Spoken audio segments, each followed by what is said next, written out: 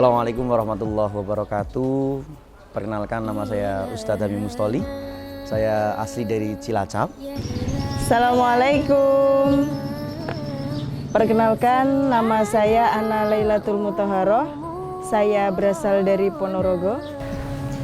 Dan saya Nina Maratu Solihah dari Klaten.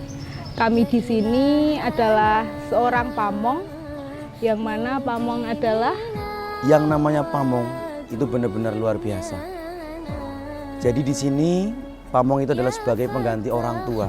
Orang tua kedua, khususnya yang menerima amanah dari wali santri dalam merawat anak, mengurus kesehariannya, mengingatkan anak. Kita harus bisa mengerti karakter anak. Kita harus mengerti bakat dan minatnya anak. Kita kadang sebagai teman, kadang sebagai sahabatnya. kami adalah rumah yang dimana anak akan kembali ke kami setelah pulang sekolah, setelah pulang madrasah. Dan kami juga awal dari mereka berangkat sekolah, mencium tangan kami, berpamitan. Harus sebagai orang tua, harus menjadi teman sebayanya mereka, juga bisa untuk tempat curhat dan lain sebagainya. Dan kita juga harus bisa bagaimana mencari bakat dan minat anak tersebut. Karena kita memang harus bisa memberi contoh, kita harus bisa meneladani dan mengajak anak untuk bisa lebih baik. Kami mendampingi mereka dari mereka kelas 8 saat mereka manja-manjanya kepada kami, apapun diceritakan, entah tentang ngaji mereka, sekolah mereka, atau saat mereka kesulitan belajar, Bu, besok ulangan aku nggak bisa, atau tentang kecerewetan mereka, itu yang akan kami rindukan nantinya. Mungkin dari orang tua yang di rumah ketika memasukkan anak ke sebuah pesantren, benar-benar akan memasrahkan seutuhnya. Jadi kamilah yang menggantikan orang tua ketika di pondok. Kedekatan kami sama anak-anak luar biasa.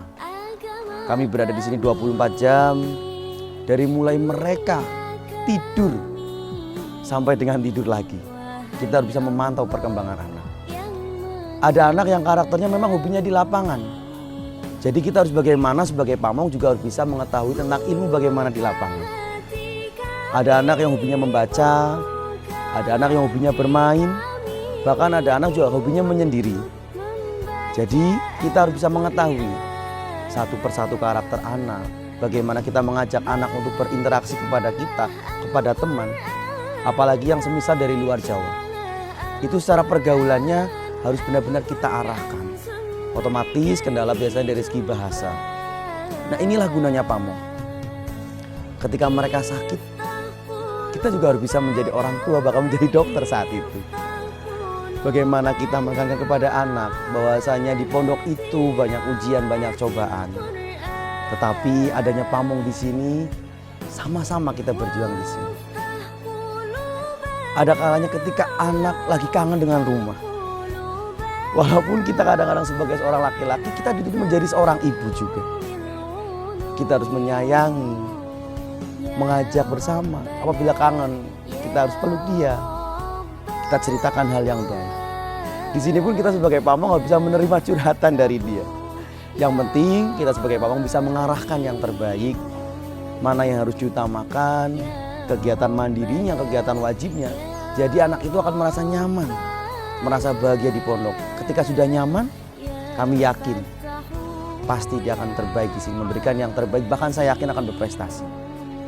Dan akhir-akhir ini banyak sekali anak-anak, karena di pondok kita juga ada program tentang cita-cita berkaitan dengan bakat minat.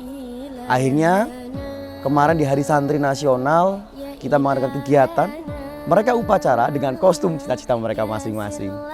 Alangkah indahnya di Sabitul Irsyad waktu itu, berbagai macam profesi ikut upacara bersama di sini. Dari mulai kiai, TNI, polisi, PNS, dosen, dokter dan sebagainya, ada semua di sini. Ternyata memang apa benar, kita harus mengetahui bakat, minat dan cita-cita anak tersebut. Ketika dia sudah sesuai dengan passionnya, sesuai dengan keinginannya, sesuai dengan cita-citanya, kita sebagai pamong akan gampang untuk mengarahkan. Saya yakin itu. Ketika anak memang basicnya untuk ke TNI, mau latihan PBB, mau fisik, mau apa, dia akan semangat.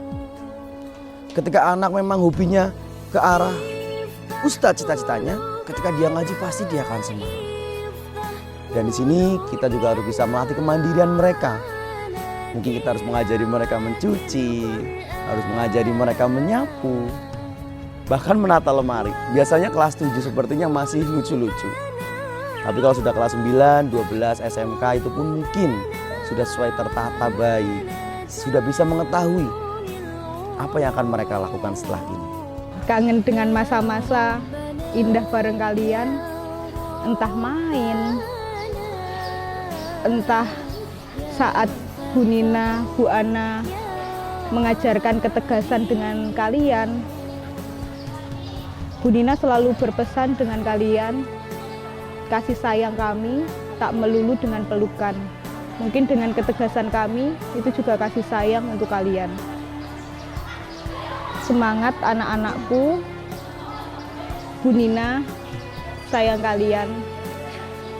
Bu Nina akan merindukan masa-masa indah kita saat bersama di Sabilur Rasyad. Jangan lupakan kami, begitupun Bu Nina, Bu Ana juga akan selalu mengingat kalian. Dan kami yakin untuk anak-anak, insya Allah cita-cita kalian pasti akan dikabulkan Allah Subhanahu wa Ta'ala dengan cara berjuang yang sesungguhnya di Sabilur Rasyad Islamic Boarding School. Ternyata waktu kami nggak terasa sudah hampir habis dalam merawat putra-putri panjenengan. Saatnya kami kembalikan. Mohon maaf juga saat mendampingi anak-anak, kami masih banyak kurangnya. Intinya kami menyayangi mereka setulus hati kami. Semangat selalu buat anak-anak menjadi anak yang soleh dan soleha. Dimanapun kalian berada, kalian adalah seorang santri. Jaga akhlak kalian. Assalamualaikum warahmatullahi wabarakatuh. Wassalamualaikum Wassalamualaikum warahmatullahi wabarakatuh.